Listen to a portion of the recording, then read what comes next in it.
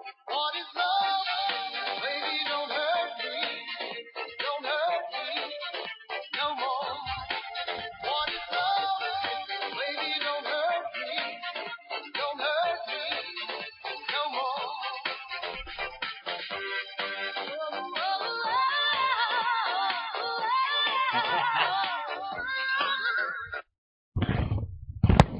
All right, today we're talking about love, and we're going to be answering some pretty serious questions, some questions that maybe some of us have thought about, maybe sometimes we haven't, but it's an important question because I think a lot of people make some very, critical decisions in the name of love, and it's an important thing for us to spend some time talking about. So what we're going to be talking about today is what is love. We're going to answer that question, and actually I want you to answer that question. So here's what I want you to do.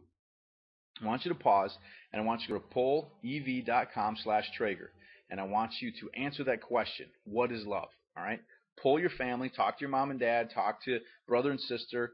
I don't care if they're older or younger than you. Ask them what love is and see what they say. I bet you're going to get a lot of different responses. And I want you to go to this link here, and or wait, maybe I should point up. Go to this link right here, okay?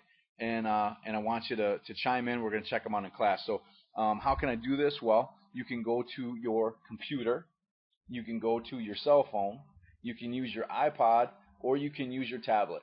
All right, go to this link and put in your response and see what you find out. All right, so press pause and get that done. Good, you're back. I'm sure you got a lot of different responses. I'm sure a lot of people in your family or people that you polled or even yourself had some things to say about what their opinion was or what their definition of love was. I'm willing to bet that most of them had something to say about a feeling. It's a feeling that you have towards someone. It's a feeling like no other feeling you've ever felt about another person. And that's all well and good, and that's all part of what love is. But I'm going to challenge you. That's not what love actually is based on. Love isn't based on how we feel, and I think this is what's gotten us into a lot of trouble in our culture, is that we think that love is based on this, magical emotion. All right, is there an emotional part to love? Absolutely, but it's not the basis. All right, so what is the basis of love? The basis of love is what we choose. It's a decision that we make, and that's what we're going to spend our time talking about today. Is how do we understand the difference of the emotional part of love versus the decision part of love? All right, so let's talk about what love actually is. Let's talk about a working definition. All right, the working definition of love that we're going to operate off of is love means to give at the expense of self. Now, some of you may have had a response like, love is about giving and not receiving. Love is about doing something for somebody else, and that's exactly correct. That's exactly what love is based on. It's based on making that choice to serve somebody else, or what I like to call others oriented. Now, it's not based on making somebody happy though. All right, and there's this reckless abandon kind of love out there where I just have to make that person happy. Just have to make my boyfriend happy. I just have to make my girlfriend happy. As long as they're happy, then that means I love them. That's not true. All right, love is based on doing what's in their best interest, and sometimes what's in their best interest doesn't make them happy, but that doesn't make it any less being in their best interest. All right, take for example your parents. They do some things that don't make you happy. They hold you accountable. They allow you to go through consequences that you don't want to go through. Sometimes you get in trouble, you lose privileges, and those don't make you happy. But they're doing it because it's what's in your best interest, and they want you to learn how to be a productive, responsible individual. And they're not concerned so much about making you happy. They're concerned about showing you that they love you by holding you accountable. All right. Take your parents for example again. I'm willing to bet that most of you can say that you don't always like your mom and dad. All right, I'd be willing to bet that you don't always like them. So if love is based on emotion, if love is based on making you happy, those times when you don't like your parents, does that also mean you don't love them? I would guess not. I would guess you would say, well, no, I would still love my parents even though I don't like them right now. Well, so then that means that you can love someone and be absent of those positive emotions. And that's exactly the point that I'm trying to make. Is love isn't based on how I feel. It's based on what I choose to do. All right? Doing what's in someone else's best interest. Now, the opposite of love. It's not hate. And I'm sure a lot of people were thinking about that.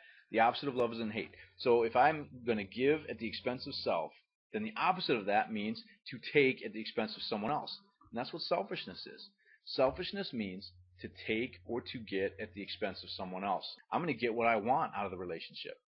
It's not about what I give, it's about what I get. All right. And so here I don't care about someone else's best interest. I'm going to do what's in my best interest. I'm going to get what I want. And if I don't get what I want, I'm going to move on to something else. All right. That's what selfishness is. And it's important to understand both so we know what kind of relationship that we're in, what kind of relationship we're dealing with. All right. So now let's talk about how this works in a relationship. So we're going to talk about stages. So there's three main stages in a relationship, and the first stage is what we call infatuation. Now, infatuation sometimes gets a bad rap. It's not a bad part of a relationship. It's a normal part of a relationship. It's an exciting part of a relationship, but it's also a dangerous one because this is where we get caught up in that whole idea that love is based on how I feel, and we believe in this idea of love at first sight, which is actually our phrase of the day. The phrase of the day is there is no such thing as love at first sight. So come into class tomorrow and you say, hey, Mr. Traeger, there's no such thing as love at first sight. And I'll give you your little treat or whatever it is. Okay? But that's important to understand. There's infatuation at first sight, but there really isn't love at first sight. Okay? Now, what is infatuation? Infatuation is the highly emotionally charged stage in a relationship, the brand new part of the relationship. It's highly based on emotion, how I feel. And a lot of times we see the person as being perfect. There's no flaws. They look perfect. They act perfect. They think the same way we do. We laugh at all their jokes, all that kind of stuff.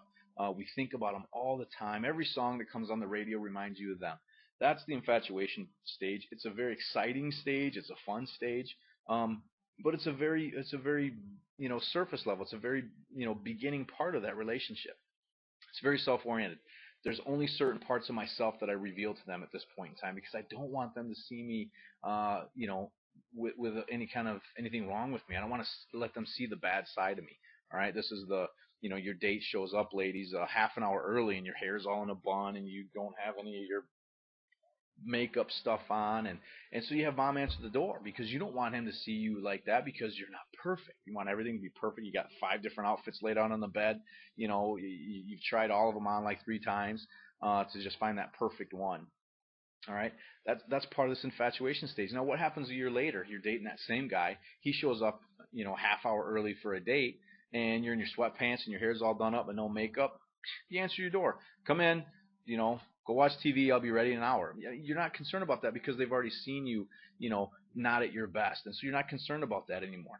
And that doesn't mean that that's bad. It just means that you've moved through some different stages in the relationship.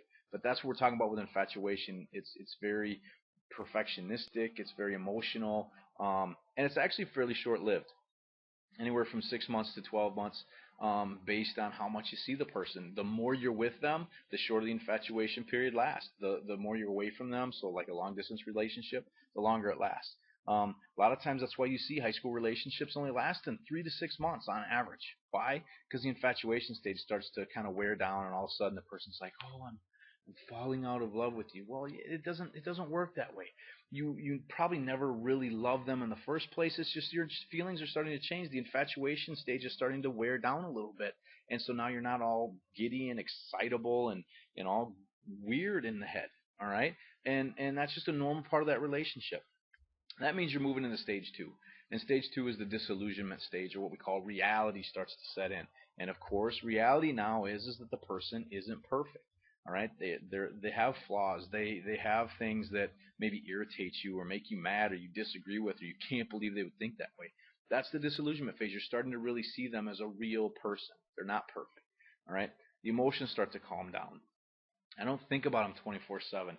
I'm not so worried about them seeing me without my makeup on, or I'm not so worried about them, seeing my, pit stains in my T-shirt and all that kind of stuff. All right, everything starts to relax and calm down, and reality sets in. This is a real person now. Okay, this is just who I am. Okay, warts and all in that sense. It's a very important stage to go through because this is what sets up the whole choice idea in terms of this idea of a mature, loving relationship. And so we move into stage three. And stage three is where we see the mature love, or what we call the choice, right? And really the choice is, do I stay in the relationship or don't I? And it's a perfectly acceptable choice. I mean, you don't have to stay in that relationship if there's things going on in the relationship that you don't like, that aren't working for you. That's fine. But that's why it's important to not make crazy life changing, life altering decisions before you get to this point in the relationship. All right. So what is the mature love stage? Well, first of all, it's based on that choice. It's based on that choice of saying, I'm willing to stay in the relationship even though I know the person's not perfect. All right. I know that there's flaws. I know that they have things wrong with them, things that irritate me, things that rub me the wrong way. But you know what? There's more good in the relationship that they bring than bad. And so I'm willing to accept those imperfections and stay in the relationship. That's the choice that I'm talking about. It's focused on the other person. We talked about the definition of love, to give at the expense of self. So it's based on somebody else. It's not based on what I'm getting. It's based on what I'm doing, based on what I'm giving. Is that person a better person as a result of me being in their life than not being there? Now that's a good question to ask yourself. All right, am I providing a better, I guess, experience as a result of me being part of their life? Am I leaving them a better person than I found them? Am I building them up in such a way? That's a good question to ask yourself. If you're tearing them down, if they're a worse person as a result of being around you, maybe you're being a little too selfish. Maybe you're not thinking about them and you're thinking more about you. Something to keep in mind. All right. And this is the lifelong commitment we're talking about. All right. If you talk to mom or dad, or you talk to grandma and grandpa, if you got them, close by or near, or you can talk to them, ask them, what is it that has kept you in the relationship this long? And I'm talking about people who've been married 30, 40, 50 years. All right. I can guarantee you they're not going to say, oh, because I feel all squishy inside whenever they're around. They're not going to say that that's what's kept them, together for 50 years. All right. What's kept them together for 50 years is because they've decided they're going to stay together forever. They've made that commitment and they're going to do that. They'll tell you that times have been tough. There've been lean years, financially, maybe emotionally, maybe because of grandpa's job or dad's job. He was gone a lot, but you know what? They toughed it out. They made it work. They worked together and they made a decision. They were going to make this thing work. They weren't going to base it on how they felt. They were basing it on a choice and a commitment that they made that they're going to stick this thing out. That's what keeps people together for 40, 50 years. It's working together and making that choice to do that. Not just like, I'm just not feeling it today. That's why our divorce rate's over 60% right now, is because I think a lot of people go into a marriage not really understanding what they're getting into in terms of these feelings, and then they wind up realizing, oh, hey, wait a minute, this isn't who I thought you were, and that's what we want to avoid. All right, when people start making those decisions in the infatuation stage, getting married, having kids, stuff like that, and then all of a sudden the disillusionment period hits after that, now we're in for a world of hurt. When we try to act on these crazy feelings early on in a relationship, it usually spells disaster later on because we haven't even really gotten to the mature love stage yet, and we're making these huge decisions. All right, so you got to think about that. Understand the stage you're in the relationship. Understand what love is, and you're going to make much better decisions in those relationships. A boyfriend's telling you, "I think I'm falling in love with you," but you're only in the relationship for 3 weeks. That should tell you something. It takes a while to get to that mature love stage, and that's okay. He may really be thinking that, but what he really means is he really really likes you, and you may really really like him, and that's okay. Enjoy that period of time, but understand that you're in that stage, and there's certain decisions that you need to start making or not making while you're in that stage to let the relationship grow a little bit. No reason to rush into anything. All right. So understand the stages in relationships. Love, laugh, live, life, whatever that is, but do it healthy. All right. Think about it. Use your brain when it comes to this, understanding what love is and the stages of the relationship that you're in. All right. Heavy stuff in a very short period of time. That's all I got for you today. We'll see you in class tomorrow.